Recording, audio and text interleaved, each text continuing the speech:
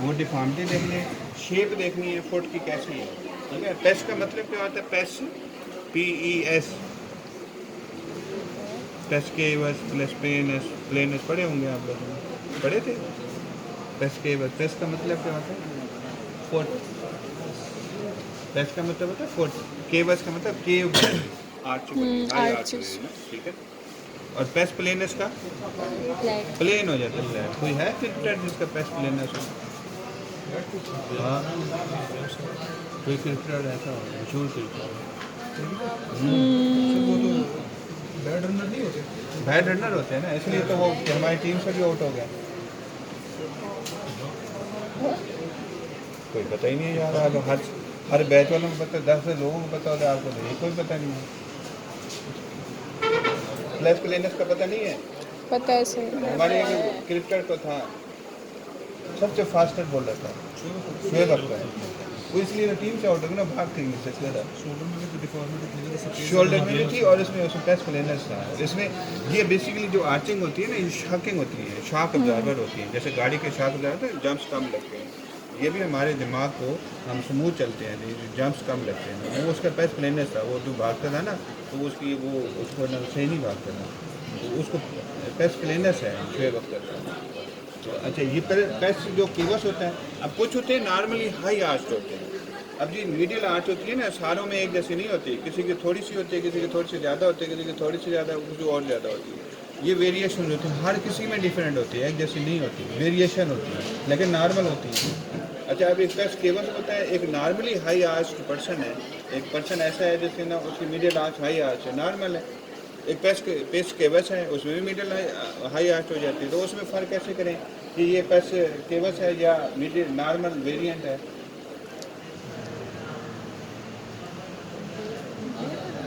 जी, उसकी lateral border देखेंगे। जब हमारे पाँव गीले हो ना, फर्श के ऊपर चले हैं, तो हमारी टोज लगी होती है, हील लगी होती है, और आउटर बॉर्डर जो होता है ना, वो लगा होता है, मिडल नहीं लगा होता है ना। अगर उसका ना लेटरल बॉर्डर स्ट्रेट है, मिडिल ही हाई आर्च है, वो नॉर्मल वेरिएंट होगा। अगर मिडिल भी हाई आर्च है और लेटरल बॉर्डर भी हाई आर्च हो गया, तो पेस केवस होगा। समझिए बात की ना। पेस केवस का ये होता है कि इंट्रिंसिक मसल आप जो फीट होते हैं, वो जब न्यूरोपैथी की वजह से या एमएनडी या किसी भी वजह से उनके ना जब कंट्रैक्चर बनते हैं, तो जब ये कंट्रैक्चर बनेंगे तो ये वाला एंड को आपस में ये खींचेंगे तो यूँ हो जाए, शेप यूँ हो जाएगी, पेस केवस बन जाएगा।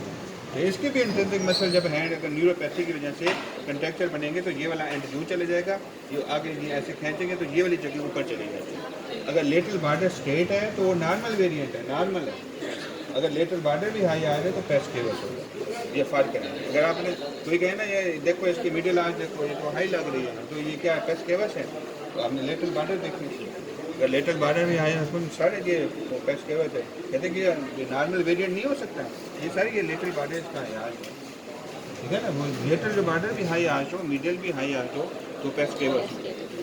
एक और देख लीजिए, हैमर टोज देख लीजिए। हैमर टोज क्या होते हैं? यूँ हो जाए, ठीक है ना, ये अभी फिंगर जो स्ट्रेट है, अगर ये यूँ हो जाए, ये हेमाटोज हो जाएगी, ठीक है ना। अगर यूँ हो जाए, ये हेमाटोज, अगर सारी फिंगर ऐसी हो जाए, ये हेमाटोज लगेगी, ठीक है ना, ये हेमाटोज। तो ये एक तो पेस केवल देखना है, हेमाटोज देखना है, वेस्टिंग देखनी है, वेस्टिंग देखने के बाद में फेसिकुलेशन भी देखनी है। फेसिकुलेशन क्या होती है जी? इनवॉलंटरी कंट्रैक्शंस होती हैं मसल की ना, वैसे जैसे कोई गोश्त बना हो ना कि बड़े जानवर का, उसका बड़ा से चौड़ा निकाल के काट के लिए तो दानों में खड़क रहा होता है ना, वो फेसिकुलेशन होती है। वो क्यों होती है? क्योंकि उनका सीएनएस से कनेक्शन खत्म हो जाता है ना, कट जाता है। मसल इंडिपेंडेंट हो गए, जब इंडिपेंडेंट होंगे तो फड़कना शुरू हो जाती है। जब इसमें डिजीज़ प्रोसेस हो, मोटर न्यूरॉन डिजीज़ हो या न्यूरोपैथी हो, तो नीचे वाले जो मसल होते हैं वो कुछ मसल फाइबर इंडिपेंडेंट हो जाते हैं। जब वो इंडिपेंडेंट हो तो स्पॉन्टेनियस कंट्रैक्शन आना शुरू हो जाता है, तो वो ऊपर स्किन के ऊपर से ना कंट्रैक्शन आपको विजिबल होता है। उसको देखने के लिए आप अपनी टार्च का सहारा भी ले सकते हैं, ठीक है।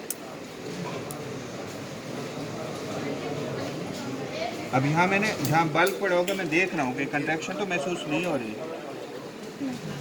नहीं हो रही। आप टैप करके भी देख सकते हैं, ऐसे करके कंट्रैक्शन में देख रहा हूँ कि हो सकता है मुझे विजिबल हो जाए। अब इधर भी देख सकते हैं, यहाँ पे भी देखना चाहिए, देख सकते हैं, ठीक है। ये देखिए, फैसिकुलेशन इसमें नहीं है, अगर होगी तो आपको नज़र आ जाएंगे, ठीक है।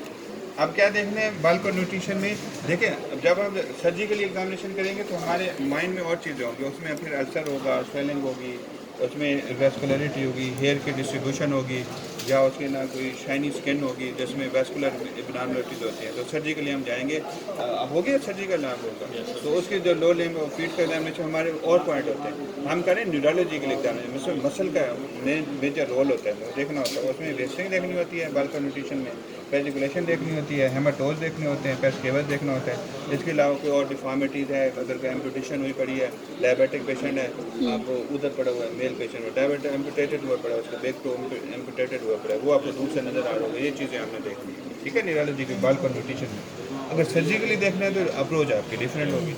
अब जब न्यूरोलॉजिकल एग्जामिनेशन करने हैं तो इंस्पेक्शन में या उसके बाल को न्यूट्रिशन में ये वाले बात, ठीक है। तो अब इससे में किसी ने बेड साइड खोली हुई थी, आपने